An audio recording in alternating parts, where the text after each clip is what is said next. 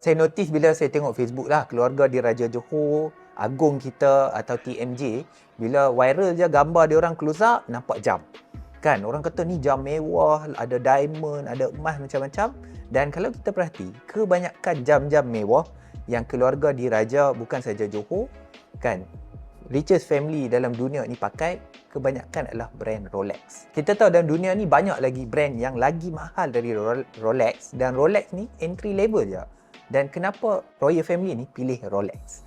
So Rolex ini sebenarnya dia adalah satu syarikat yang dah jadi yayasan. Maksudnya sultan-sultan atau orang terkaya dalam dunia ni beli jam Rolex, sambil membeli dapat aset, sambil tu diorang tengah sedekah atau menderma. So 2 in 1. Aset pun dia dapat, jam tangan.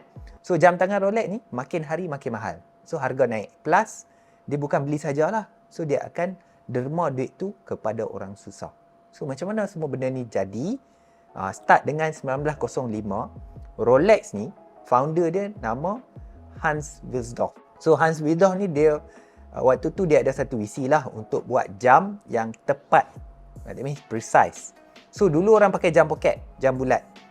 So dia dulu tak ada wristwatch. Jam tangan ni selalunya perempuan je pakai, wanita. So Hans Wilsdorf ni dia buat the first wristwatch yang dapat Swiss certification.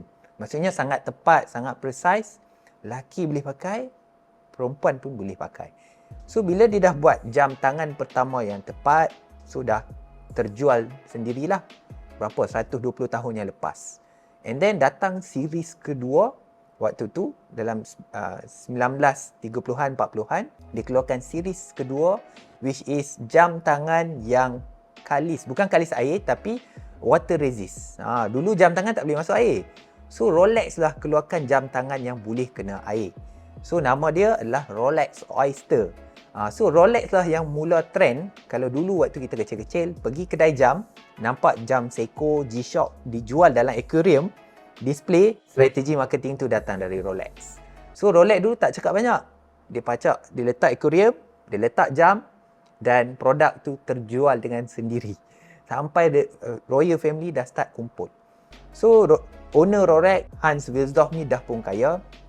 1945, so which is after 40 years berniaga Rolex, bini dia meninggal, isteri dia meninggal, dan waktu tu dia tak ada waris. So bila tak ada waris ni, dia cuba buat satu strategi di mana dia dan isteri dia akan dikenal selama-lamanya. Dia donate atau dia wakafkan ke semua saham dia kepada NGO atau yayasan. Sampai yayasan tu dinamakan, nama dia lah Hans Wilsdorf Foundation. So Rolex sekarang tak dimiliki oleh siapa-siapa. Rolex tak perlu kejar sale. Rolex tak perlu jawab kepada siapa-siapa. Dia tak ada pemegang saham yang nak keuntungan, yang nak dividen. Sebab owner sebenarnya Rolex adalah orang susah, orang miskin, anak yatim. Basically, dia gunakan duit itu untuk bantu dari socio-ekonomi. So inilah cerita Rolex lah. Sebab itulah banyak kumpulan elit tertinggi dan juga keluarga diraja ni gunakan pakai jam Rolex, beli jam Rolex sebab 2 in 1 kan, you dapat barang, you dapat aset plus sambil menderma.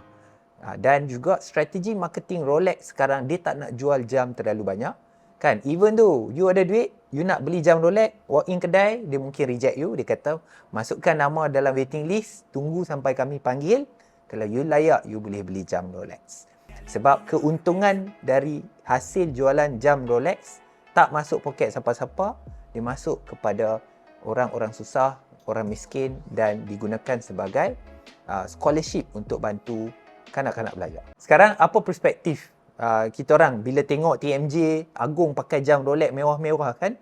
So basically bukan buang duit, so is 2 in 1 lah, sambil kumpul aset, dapat juga tolong orang-orang susah. Ini cerita pasal jam tangan mewah kan, ratus-ratus ribu. So macam mana kita nak membeli sambil beribadah? So sebenarnya Bursa Malaysia dah keluarkan produk yang dipanggil Wakaf ETF. Macam mana kita boleh beli saham sambil beribadah atau kita wakaf?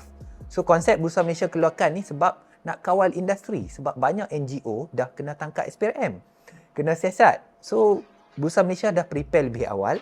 di mana kita boleh beli saham serendah RM100-200 dan hasil dividen yang kita dapat dari saham itu separuh akan diberikan atau separuh akan diagihkan ke Yayasan Wakaf Malaysia. So benda inilah yang dipanggil Wakaf ETF yang dikawal oleh Bursa Malaysia dan Suruhanjaya Security. Sambil kita beli saham, kita juga boleh kumpul saham akhirat.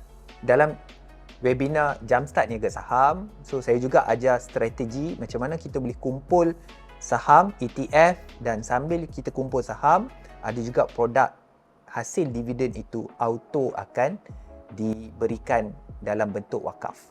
Ilmu inilah yang kita boleh belajar dalam webinar Jumpstart Niaga Saham, dan kalau berminat boleh klik link di bio MS Studio.